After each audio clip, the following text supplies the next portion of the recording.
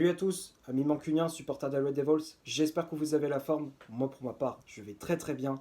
Aujourd'hui, on se retrouve pour le débrief du match Burnley-Manchester United. C'était une rencontre qui comptait pour la 6e journée de Première League. Victoire des mancuniens, 1-0. Le seul buteur de la partie est Bruno Fernandes à la 45e minute de jeu. Et avec ce résultat, les hommes d'Eric Ten Hag se relancent après 3 défaites consécutives, toutes compétitions confondues.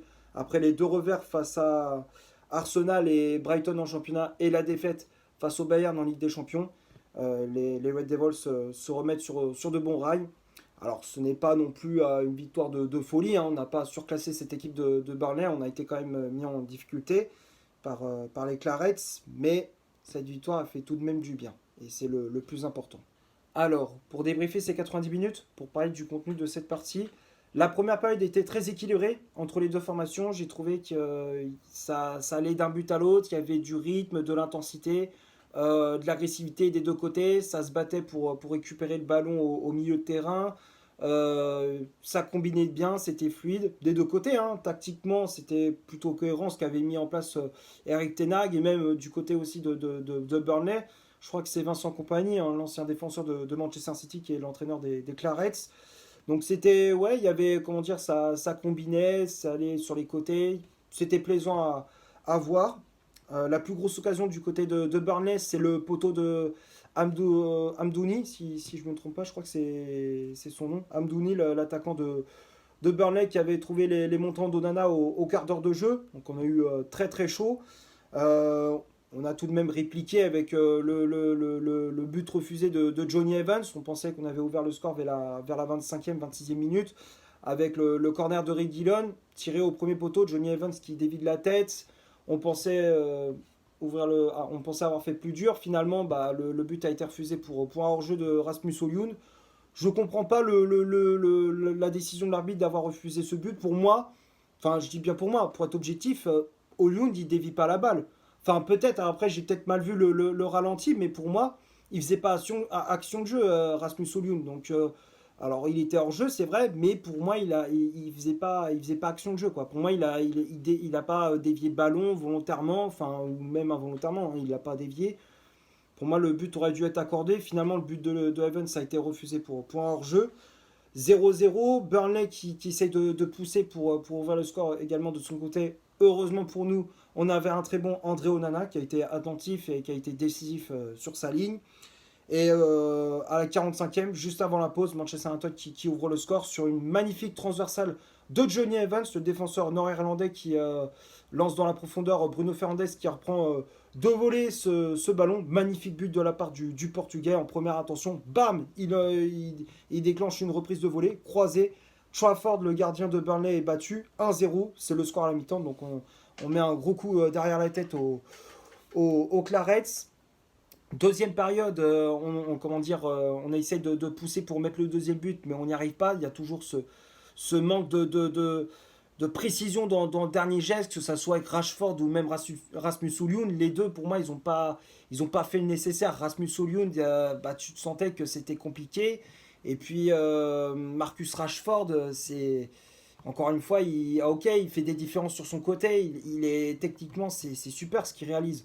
Mais comment dire, c'est à chaque fois, c'est toujours la même chose. Il veut toujours faire les différences à lui tout seul. Faut qu'il, tu sais, il est à un moment donné un temps dès qu'il accélère de lever la tête et puis de voir s'il n'y a pas une solution avec Højlund, avec Mejbri aussi dans l'axe ou Bruno Fernandes à droite. À chaque fois, c'était toujours la même chose avec Rashford. Donc du coup, on gâchait des occasions pour rien. Du côté de Burnley, ils ont eu des occasions, on s'en sort bien de notre côté parce que Burnley a eu des occasions, mais ils ont manqué de justesse dans la finition, que ce soit avec Benson, que ce soit avec Jay Rodriguez sur coup de pied arrêté. Donc on s'en sort très très bien dans ce match, ça pouvait basculer d'un côté comme de l'autre. Donc victoire 1-0, mais il faudra tout de même hausser le niveau de jeu face à Crystal Palace. À l'heure où je tourne la vidéo ce soir, on affronte les Eagles pour le troisième tour de Carabao Cup, on remet notre titre en jeu. Et après, le week-end après, on affronte à nouveau cette équipe de Crystal Palace. Donc il faudra élever le niveau de jeu lors des deux prochains matchs. Maintenant, on va parler de la composition d'équipe qu'Eric Ten Hag a mis en place pour ce match. Le 11 de départ, je te l'affiche juste ici. Donc c'était en 4-2-3-1 avec André Onana dans les cages. La charnière centrale, c'était Victor Lindelof associé à Johnny Evans. Les latéraux, Diogo Dalot à droite, Sergio Reguilon à gauche. Casemiro et Scott McTominay au milieu de terrain. Animal Mejbri en numéro 10, première titularisation de la saison pour la jeune pépite tunisienne. Bruno Fernandes, milieu latéral droit avec le brassard de capitaine. Marcus Rashford, milieu latéral gauche. Et en pointe, on retrouvait le Danois Rasmus Højlund. Les changements effectués par l'entraîneur néerlandais. On a vu la première apparition sous le maillot mancunien de Sofiane Amrabat, le milieu marocain qui est entré en jeu à la place de Johnny Evans. Et le retour de Raphaël Varane, le défenseur français qui est entré en jeu à la place de Sergio Reguilón. Que dire sur cette compo de Ten Hag,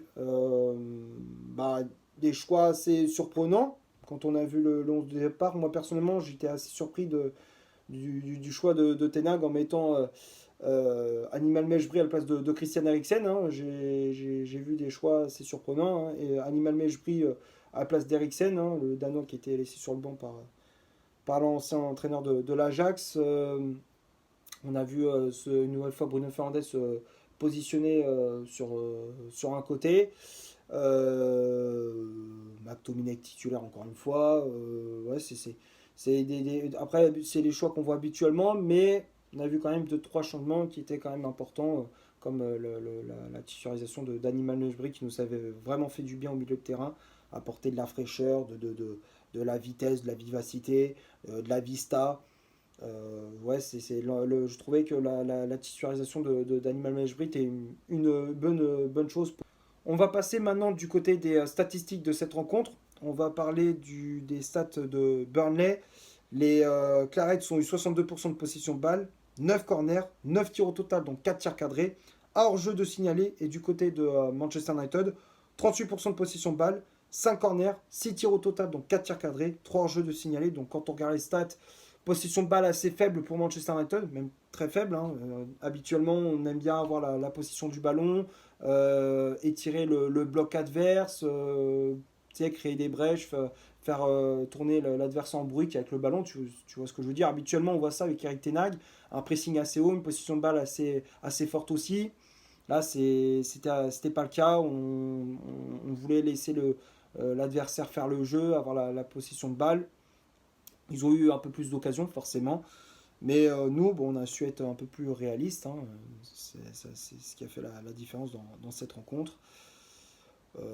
Voilà, j'ai rien d'autre à rajouter pour les stats. Bon, on va parler des tops et des flops de cette rencontre. On va commencer par André Onana. Le gardien camerounais a fait un match plutôt correct. J'ai trouvé rassurant sur sa ligne. Les relances, elles étaient propres. Il s'est rattrapé de son match un peu raté face au Bayern Munich. Il obtient son deuxième clean sheet de la saison. Rien d'autre à rajouter pour André Onana qui a fait un match assez correct. Donc le gardien camerounais, je le mets dans les tops. La charnière centrale, Lindelof, Evans, Johnny Evans, il a fait un très bon match. J'ai trouvé vraiment rassurant dans ses interventions. Sur les duels aériens, il a été très solide. Sur les phases offensives, sur coup de pied arrêté, il a apporté du danger. Il a failli être buteur. Malheureusement, son but a été refusé, comme je disais, pour un hors-jeu. Passeur décisif sur le but de Bruno Fernandes. Non, un match assez complet de Johnny Evans. Donc, le défenseur mancunien, je le mets dans les tops. Lindelof, il a été correct aussi. Très bon match de Victor Lindelof, qui a été rassurant sur ses interventions également. Les relances, elles étaient propres. Même si par moments, il a été un petit peu en difficulté face aux attaquants de Burnley. Quand ça jouait vite, ça combinait dans l'axe, un jeu en triangle, tout ça. Tu vois ce que je veux dire, c'était compliqué aussi pour Lindelof d'intervenir. Il se faisait un peu manger dans les duels par moment.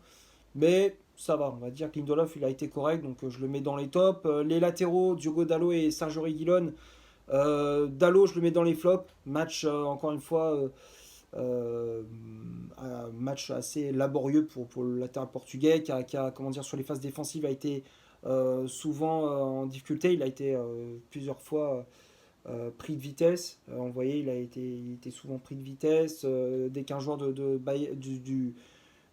Burnley mettait un coup de rein, il se faisait éliminer trop facilement. Sur les phases offensives, ok, il a de la vitesse, il apporte de la percussion aussi, mais sur les centres, c'est moyen, quoi. Enfin, les centres, c'est assez moyen, donc il faut qu'il s'améliore vraiment pour devenir un titulaire indiscutable. S'il veut être vraiment le latéral droit numéro 1 de United, il a intérêt à améliorer comment dire, ces détails-là, parce que sinon, bah, il pourra jamais être un titulaire indiscutable à United.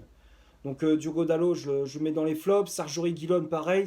Autant ces 2 derniers matchs contre Brighton et Bayern en Ligue des Champions, il a été très très bon. Cette fois-ci, il m'a un petit peu déçu. Je l'ai trouvé en dessous.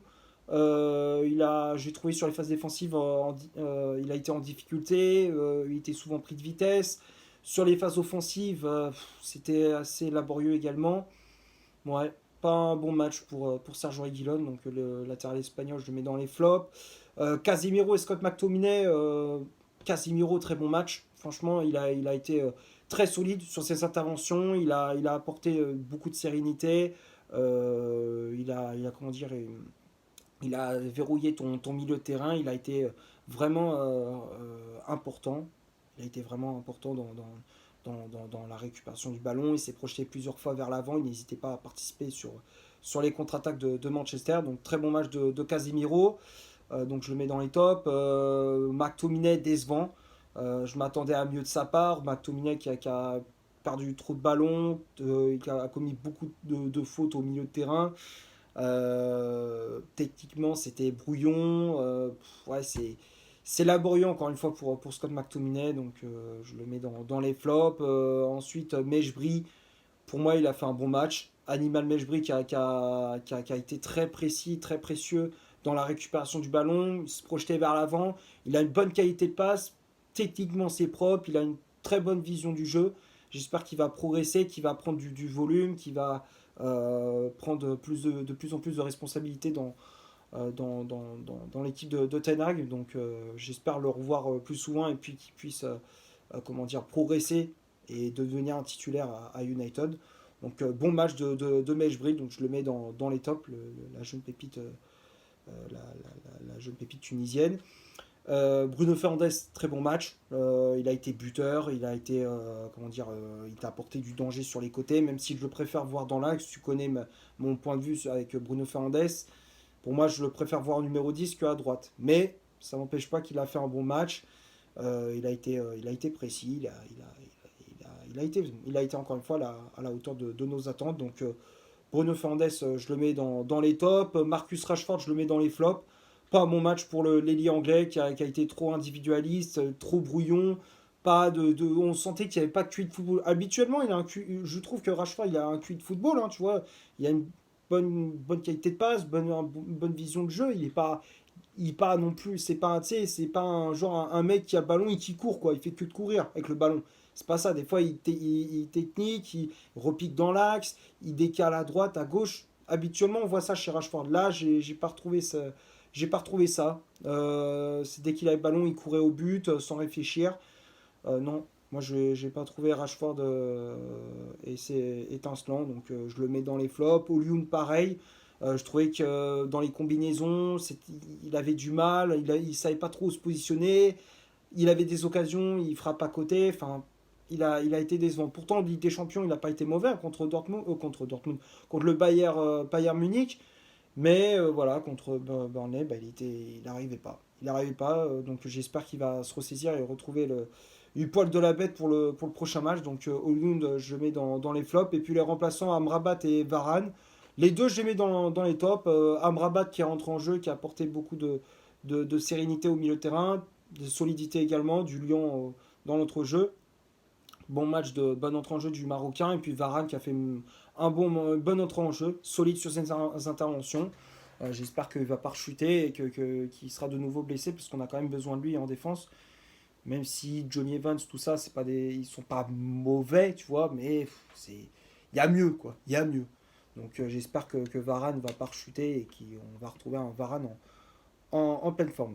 Je pense avoir fait à peu près le tour pour les tops et les flops de cette rencontre. J'espère que le débrief vous aura plu. Si c'est le cas, vous laissez un énorme like. Tu t'abonnes, tu n'hésites pas à me dire dans les commentaires ce que tu as pensé du match et de mon débrief. Je te mets le lien de mon compte Instagram. Moi, je te mets mon Instagram ici. N'hésite pas à faire un tour. Et d'ici là, portez-vous bien. On se retrouve pour une prochaine vidéo. Ciao.